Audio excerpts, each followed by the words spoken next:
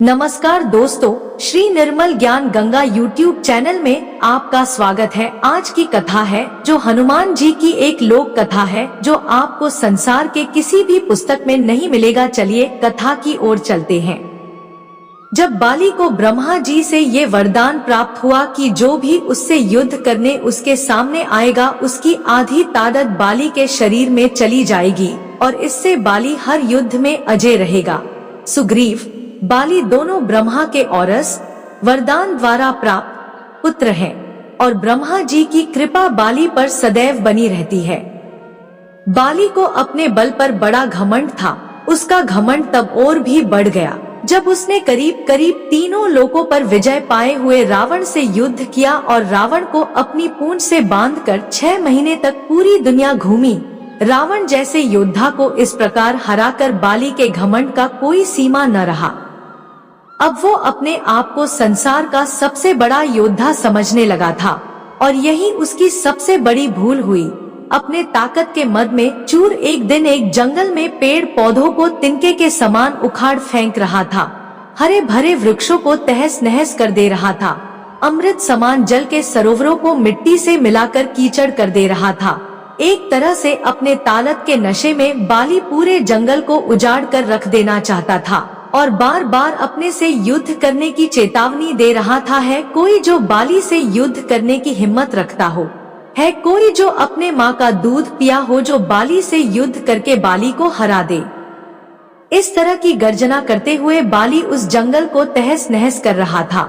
संयोगवश उसी जंगल के बीच में हनुमान जी राम नाम का जाप करते हुए तपस्या में बैठे थे। बाली की इस हरकत से हनुमान जी को राम नाम का जप करने में विघ्न लगा और हनुमान जी बाली के सामने जाकर बोले, हे वीरों के वीर, हे ब्रह्महंस, हे राजकुमार बाली।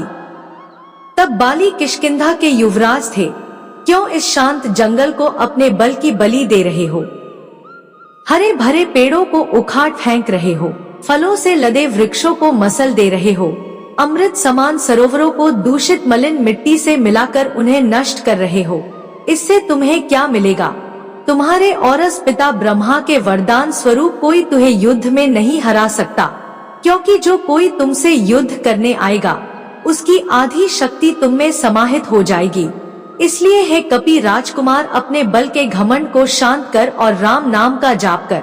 इससे तेरे मन में अपने बल का भान नहीं होगा और राम नाम का जाप करने से ये लोक और परलोक दोनों ही सुधर जाएंगे। इतना सुनते ही बाली अपने बल के मदचूर हनुमान जी से बोला, ए तुच्छ वानर, तू हमें शिक्षा दे रहा है। राजकुमार बाली को, जिसने विश्व के सभी योद्धाओं को धूल चटाई है और जिसके एक हुंकार से बड़ा पर्वत भी खंड खंड हो जाता है, जा तुच्छ वानर, जा और तू ही भक्ति कर अपने राम वाम के। और जिस राम की तू बात कर रहा है वो है कौन और केवल तू ही जानता है राम के बारे में। मैंने आज तक किसी के मुंह से ये नाम नहीं सुना और तू मुझे राम नाम जपने की शिक्षा दे रहा है। हनुमान जी ने कहा, प्रभु श्री राम तीनों लोकों के स्वामी है, उनकी महिमा अपरंपार है। ये वो सागर है जिसकी एक बूंद भी जिसे मिले वो भवसागर को पार कर जाए। बाली इतना ही महान है, राम तो बुला जरा, मैं भी तो देखूं कितना बल है उसकी भुजाओं में। बाली को भगवान राम के विरुद्ध ऐसे कटु वचन हनुमान जो को क्रोध दिलाने के लिए पर्याप्त थे। हनुमान ने बल के मद में चूर, बाली तू क्या प्रभु राम को युद्ध में हराएगा? पहले उनके इस तुच्छ सेवक को युद्ध में हरा कर दिखा। बाली, तब ठीक है, कल के कल नगर के बीचों बीच तेरा और मेरा युद्ध होगा। हनुमान जी ने बाली की बात मान ली। बाली ने नगर में जाकर घोषणा करवा दिया कि कल नगर के बीच हनुमान और बाली का युद्ध होगा। अगले दिन तय समय पर जब हनुमान जी बाली से युद्ध करने अपने घर से निकलने वाले थे, तभी उनके सामने ब्रह्मा जी प्रकट हुए। हनुमान जी ने ब्रह्मा जी को प्रणाम किया और बोले, हे जगत पिता, आज मुझ जैसे एक वानर के घर आपका पधारने का कारण अवश्य ही कुछ विशेष होगा। ब्रह्मा जी बोले, हे अंजनी सुत, हे शिवांश, हे पवन पुत्र, हे राम भक्त हनुमान, मेरे पुत्र बाली को उसकी उद्दंडता के लिए क्षमा कर दो और युद्ध के लिए न जाओ।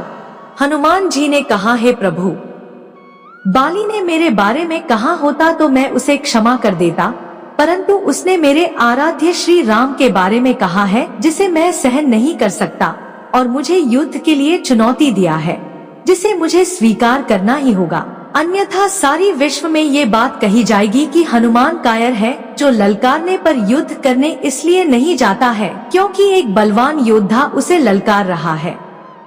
तब कुछ सोचकर ब्रह्मा जी ने कहा, ठीक है हनुमान जी, पर आप अपने साथ अपनी समस्त शक्तियों को साथ न लेकर जाएं, केवल 10वां भाग का बल लेकर जाएं, बाकी बल को योग द्वारा अपने आराध्य के चरणों में रख दे, युद्ध से आने के उपरांत फिर से उन्हें ग्रहण कर लें। हनुमान जी ने ब्रह्मा जी का मान रखते हुए वैसे ही किया और बाली से युद्ध करने घर से निकले। उधर बाली नगर के बीच में एक जगह को अखाड़े में बदल दिया था और हनुमान जी से युद्ध करने को व्याकुल होकर बार बार हनुमान जी को ललकार रहा था। पूरा नगर इस अद्भुत और 2 महायोद्धाओं के युद्ध को देखने के लिए जमा था। हनुमान जी जैसे ही युद्ध स्थल पर पहुँचे, बाली ने हनुमान को अखाड़े में आने के लिए ललकारा।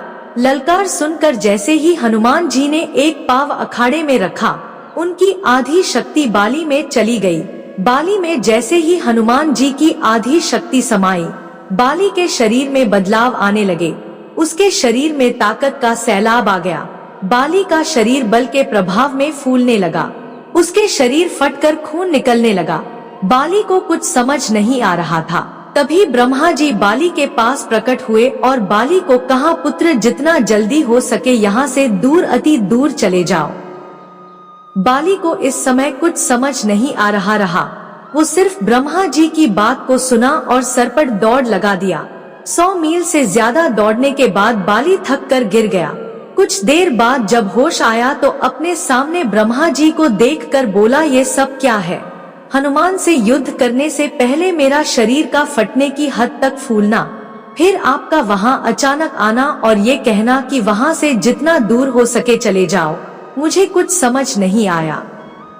ब्रह्मा जी बोले, पुत्र जब तुम्हारे सामने हनुमान जी आए तो उनका आधा बल तुम में समा गया, तब तुम्हें कैसा लगा? बाली, मुझे ऐसा लग जैसे मेरे शरीर में शक्ति की सागर लहरें ले रही है। ऐसे लगा जैसे इस समस्त संसार में मेरे तेज का सामना कोई नहीं कर सकता, पर साथ ही साथ ऐसा लग रहा था जैसे मेरा शरीर अभी फट पड़ेगा। ब्रह्मा जो बोले, हे बाली, मैंने हनुमान जी को उनके बल का केवल 10वां भाग ही लेकर तुमसे युद्ध करने को कहा, पर तुम तो उनके 10वें भाग के आधे बल को भी नहीं संभाल सके। सोचो, यदि हनुमान जी अपने समस्त बल के साथ तुमसे युद्ध करने आते तो उनके आधे बल से तुम उसी समय फट जाते जब वो तुमसे युद्ध करने को घर से निकलते। इतना सुनकर बाली पसीना पसीना हो गया और कुछ देर सोचकर बोला, प्रभु, यदि हनुमान जी के पास इतनी शक्तियां हैं तो वो इसका उपयोग कहाँ करेंगे? ब्रह्मा, हनुमान जी कभी भी अपने पूरे बल का प्रयोग नहीं कर पाएंगे, क्योंकि ये पूरी सृष्टि भी उनके बल के 10वें भाग को नहीं सह सकती। ये सुनकर बाली ने वही हनुमान जी को दंडवत प्रणाम किया और बोला, जो हनुमान जी जिनके पास अथाह बल होते हुए भी शांत और राम भजन गाते रहते हैं, और एक मैं हूँ जो उनके एक बाल के बराबर भी नहीं हूँ और उनको ललकार रहा था, मुझे क्षमा करें। और आत्मग्लानि से भरकर बाली ने राम भगवान का तप किया और अपने मोक्ष का मार्ग उन्हीं से प्राप्त किया। पवन पुत्र हनुमान की जय। जय श्री राम, जय श्री राम। दोस्तों, वीडियो पसंद आया हो तो वीडियो को लाइक और शेयर करें। धन्यवाद।